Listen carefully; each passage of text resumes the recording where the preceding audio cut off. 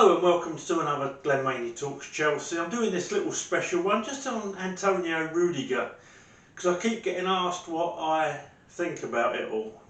Right. First of all, it's sad that we're going to lose him because under Tuchel, unlike under Frank and Maurizio Sarri before, he's been reliable, he's been a top defender, and he's looked like he's playing for the badge every time he goes onto that pitch. So how long's Tuchel been there? A year. So for a year, I'd say we've had a top class defender who, prior to that, many Chelsea fans wanted to drive to the airport for quite a few lapses in concentration. So at the moment we've got a top defender, and no reason to believe it wouldn't have stayed like that. So the last couple of days we've had the news come out that he's agreed verbally to join Real Madrid.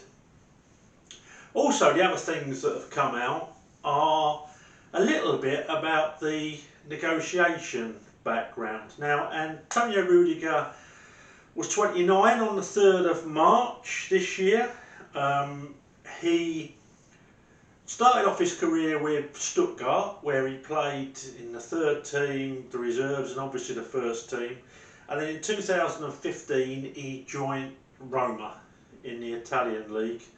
Had a decent season and a half there, and then joined us for...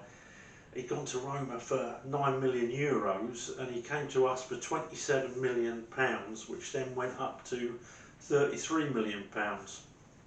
So we had a defender. He's since decided that he wants to run his contract down.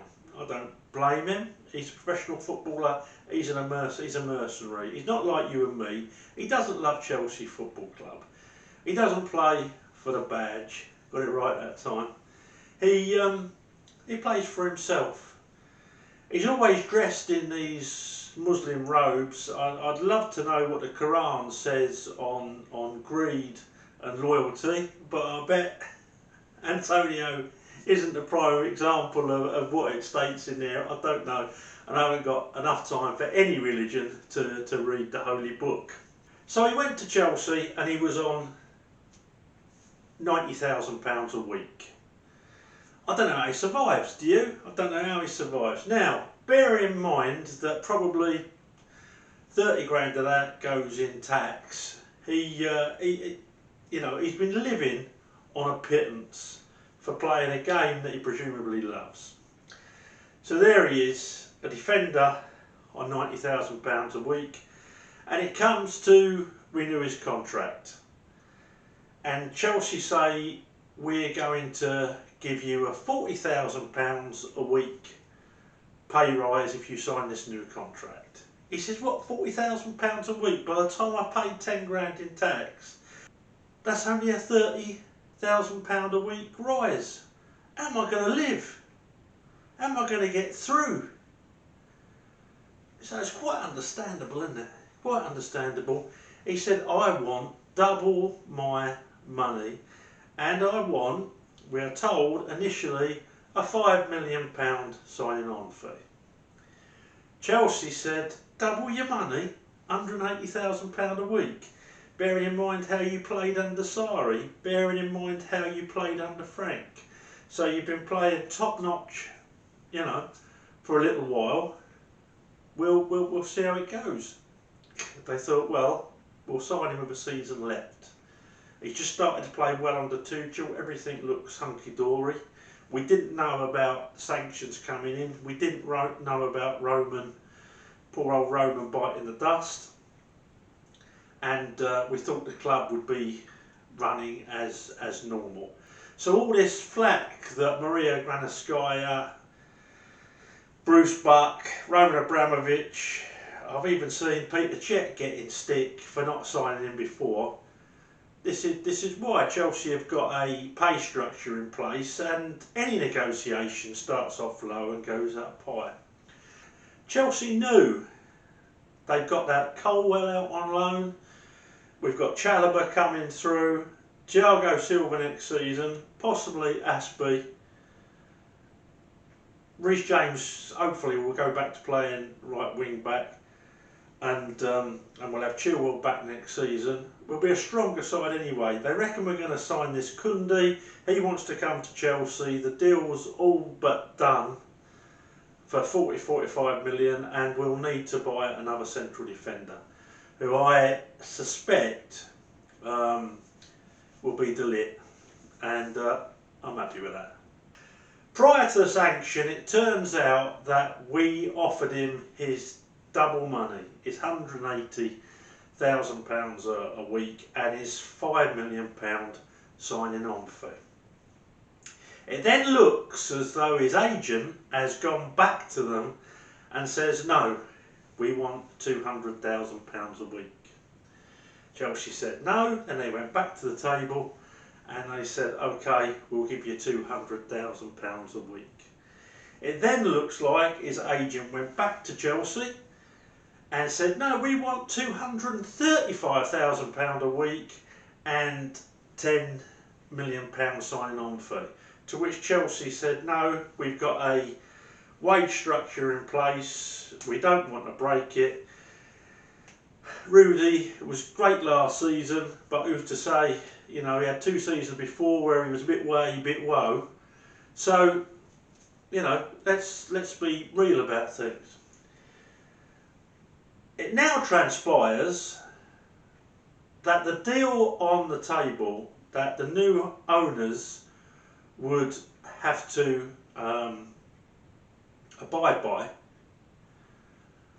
was £235,000 a week, the highest we've ever paid a defender, and probably one of the highest in the Premier League, and a £10 million signing on fee. Now, what happened then was his agent, who had been talking to Real Madrid, PSG and Bayern Munich, went back to Chelsea and said, we want £235,000 a week, we want Rudy to have a £10 million signing on fee, and I need to be paid 10 million quid too. And Chelsea said no. And people have asked what I think about it. Do you know what? I think, well done Chelsea. All this money that's in football, none of it goes back for our benefit, the fans. We're paying time and time again, over and over again. We're the ones that pay. Now, I like to see my footballers happy. I like to see them earning a good wage, just like actors, anyone else, anyone in the entertainment business who has got a mass following, they deserve to be paid well. But I also think there comes a time where clubs have to say no. We're keeping our ticket prices at 50 quid, and if we need to have a wage cap of 300 grand for those footballers who are whacking in goals every week, and 100 grand for defenders or whatever they want to do, then we need to say, yeah, we'll back you, we'll support you. Particularly over footballers that have only done it for half of their contract. So Rudy, I thank you for your efforts, because they've been supreme at times. I know you wouldn't have turned in all them iffy performances in your first 2 seasons. I wish you well at Real Madrid. I hope you enjoy spending the extra money. It must have been really hard to survive on the wages that Chelsea have both paid you and offered you. And I hope you find happiness. I won't talk about greed. I won't talk about loyalty. We love the badge. We don't expect you to. So we just thank you and wish you all the best in the future. I, for one, am glad Chelsea have made some sort of stand. I know this week Tuchel said we couldn't match these wages because of the sanctions, but if I was a Chelsea player and I wanted to stay at the club, do you know what I would have done? I would have waited till the new owners were in before making any sort of announcement, and then I would have made a decision. He's gone for the money. Let's face it, Real Madrid are a great club, not as great as they used to be.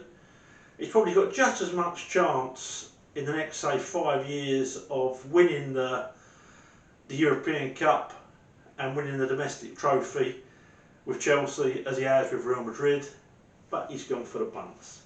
So, bye-bye Rudy. All those that have asked my opinion, there it is. I don't expect you all to agree. I know there's people out there who say we should pay him anything he wants, but I say he's a good defender. At the moment he's probably one of the top defenders in the world. But would you have had him in the side instead of John Terry? Would you have had him in the side instead of Carvalho? Would you have had him in the side instead of Desai? Would you have had him in the side instead of Frank Leboeuf? For me, the answer to all those questions is no. He's not even been as steady as Gary Cahill was. So that's my views. Let me know yours. I'll do that ready for the blast, but you ask what I think, you get the truth, whether you agree with it or not, and we're all entitled to our opinions, especially you. So let me hear what you think, and if you think I'm wrong, convince me why. Okay, thanks for watching. Let me know what you think. Up to Chelsea.